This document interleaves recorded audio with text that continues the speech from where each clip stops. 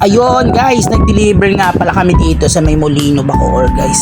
Syempre, sino pa ba yung kasama ko? Si Ma'am Dalia in the house. Then, ayun, ready na kami papunta ron sa aming parkingan. And OTW, papunta ron sa client. After nun, syempre, buti na lang.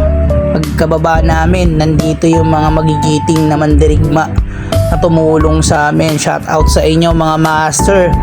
At tinulungan nyo kami sa pagbubuhat. Maraming salamat sa inyo. Ayan guys, sa lahat naman naghahanap ng mura at quality aircon, especially split type, pre-installation sa amin first 10 feet.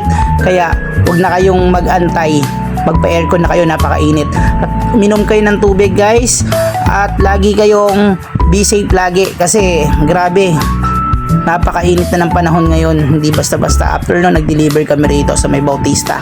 Ayun lang, tapos na yung video. Napakagwapo pala ng aming installer, Pogi Bagsik. Ayan si Ma'am Dalia. Ayun lang, salamat, bye bye.